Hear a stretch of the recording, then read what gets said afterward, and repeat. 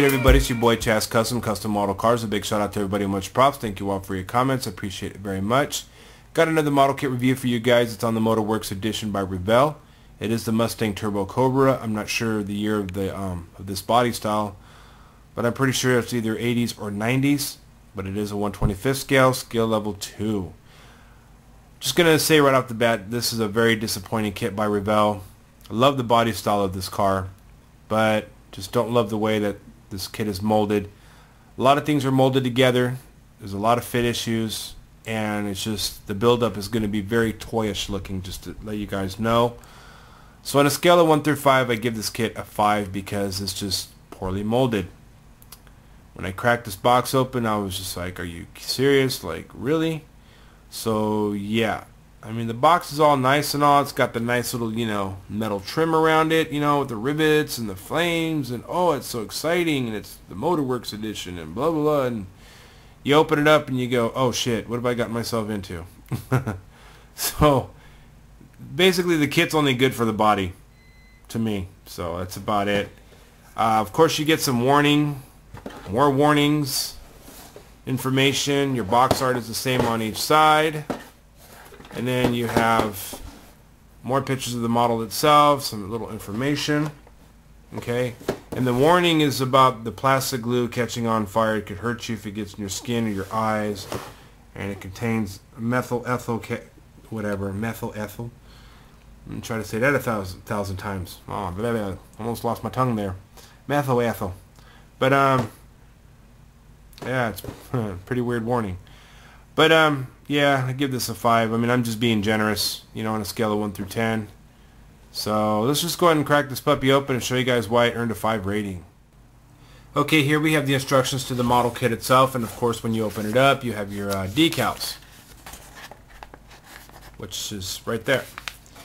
So instead of getting a brief history of the vehicle itself or whatever, they decide to throw you one last warning to really, really stick it in your head that, hey, glue catches fire. But if you get to this point and finally realize that you haven't seen the one on the front of the box, the side of the box, and now you're here, then you already have that glue burning on your desk or your workbench.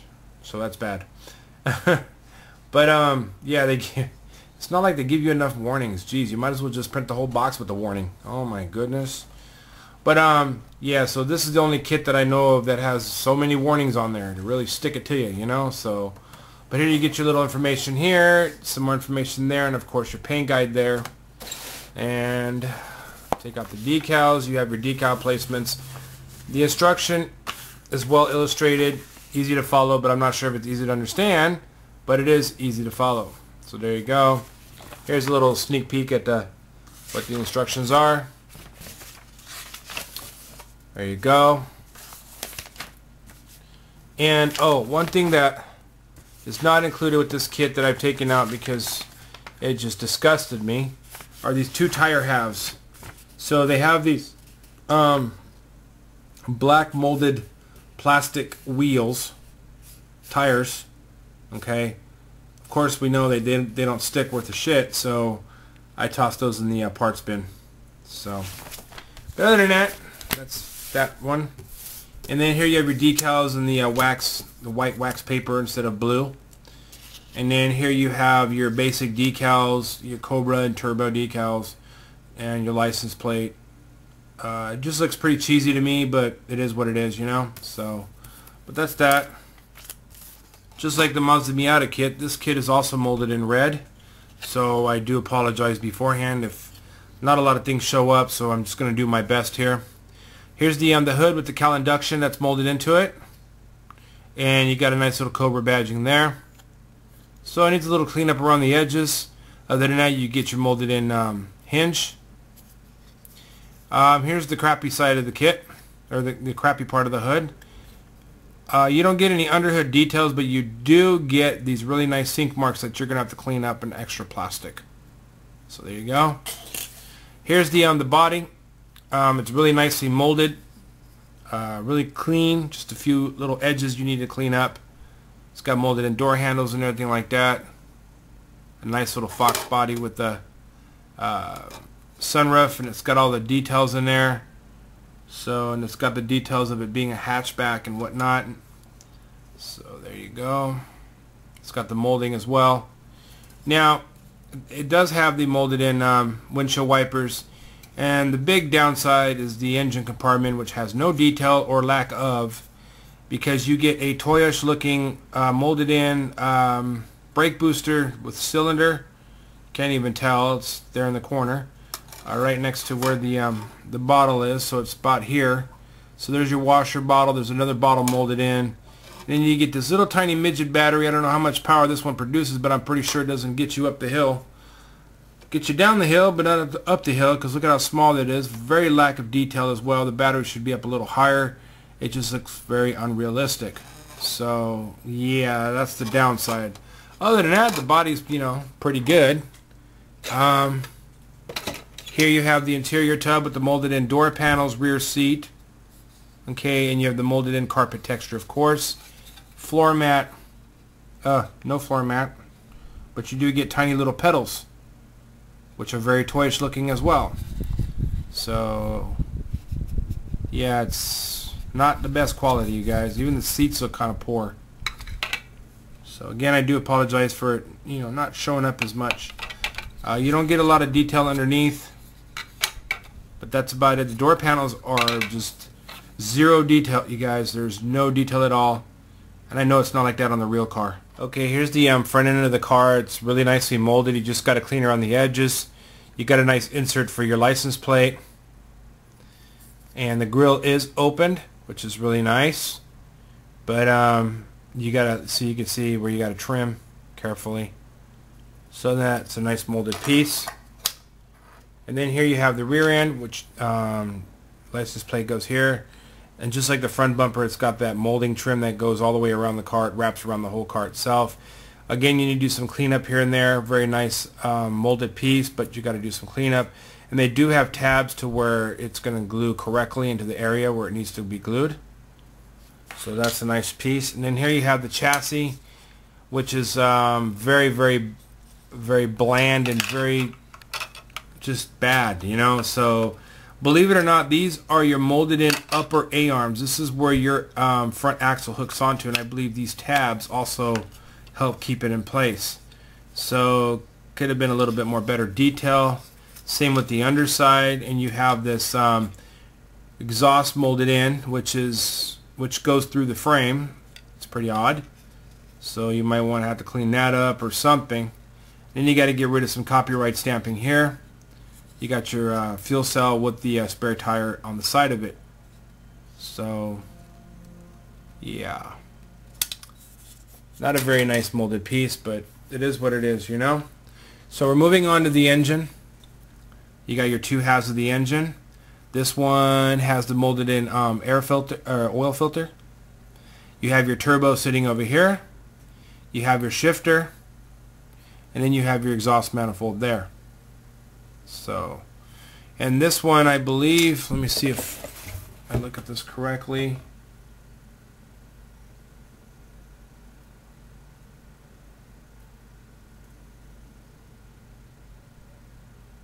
It's a turboed 4-cylinder engine. That's what it is. So this is a turboed 4-cylinder engine. Not sure the horsepower rating on that, but it's all good. It's got some nice detail to it. Here's the window louver here, the rear spoiler, and this is your side louvers here. They're all opened up, so that's a very nice touch for the rear window. And it's cool that they added a wing to it. I don't know. I really don't know how fast this car goes, so the wing might just be useless. I don't know. But it's all good. Here you have the backs of the wheels. You have your turbo exhaust right here. And you got the backs of the seats that do not have any detail whatsoever. It just looks like a board shoved to the back of the seat. So that's the front side of it, and that's the back side. So that's very unfortunate. And then here you have your fan belt and pulley assembly with the molded in alternator, looks like, and air conditioner unit, and it's got your steering wheel, air cleaner, and you have your molded in radiator with the radiator brace and shroud all together rolled in one. And then you have these really clunky looking toyish seats. Nice detail in the front, but look at, they are way too thick. Way too thick. And I mean, it's really horrible detailing in this model kit. I mean, if you think that was bad, look at this. This is your whole front end. This is your springs. That's what hooks onto those little tiny little A-arms. You get a molded in steering link, okay? That's just molded. You get raised details to show where the lower A-arms are located at. I mean, just unrealistic. It's very, very horrible. You got a lot of flash. You got to do a lot of cleaning. Look at this rear axle here. These are your traction bars.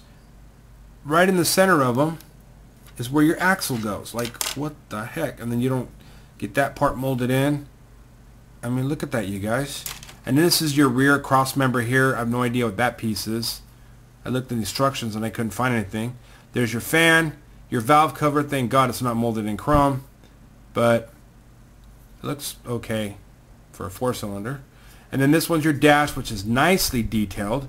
It's got nice wood grain details. It's got other details in there like your gauges and your radio.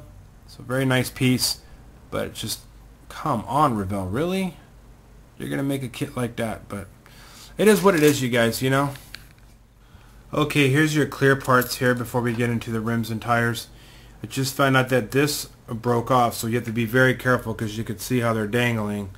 But I'm not too concerned about that because at the end of this video I'm going to disclose to you guys my plans for this kit and what I plan on doing with it.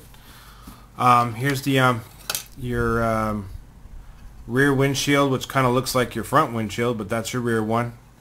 And then there's the front windshield there. So they're very nice. Nothing wrong with them. There's your sunroof right there. Got to remove this piece here. And then you have your tail lights, which are nicely detailed. And you have your headlights. You get 4 of them.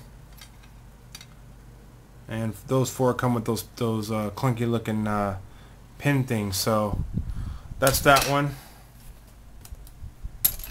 So I'm not going to wrap those up because, like I said, I've got plans for them. Now, I was going to use these rims and tires from a Saline Mustang. These were given to me a while back. I might still use them, but I don't know. I'm kind of unsure about, you know, doing anything with these rims. So, but here's the rims that come with the kit itself. So there you have them. They're very detailed. They look really nice, but they're just tiny as hell. So, but it is what it is, you know. So wanted to show you guys another thing. I put the chassis together and look at the gaps on the side of this thing. It's just horrible. You can see right through and through. I mean, it's just, it's no good, fellas. No good. So anyways, this concludes my model kit review for the Mustang Turbo Cobra by Revell. Again, it's a very crappy kit, and I will not be suggesting you guys to buy this one, to be honest with you. I'm very disappointed with it. But here's my plans for the model kit. It's going to be a rat rod style car. It's just going to be a junker. That's all it's going to be, a junker. I'm not going to build this up to be a show car, none of that crap. I'm not going to try to kit bash and waste my parts on this crappy kit. I'm just going to go ahead and just build it as a clunker. I'm actually going to hand paint the body paint. So I've got some acrylic paints I can hand paint on there and work my magic. But other than that, this kit is really not worth it, you guys. I don't even know why I did a review on this one, but it's all good. So stay tuned for more videos. And until then, you guys keep your heads up no matter what through all the struggles. Keep hope, keep faith, keep up the great work. Keep on building those models and keep doing what you're doing. And I'll catch you guys in the next video. It's your boy Chaz Customs, Custom Model Cars, signing out. Peace.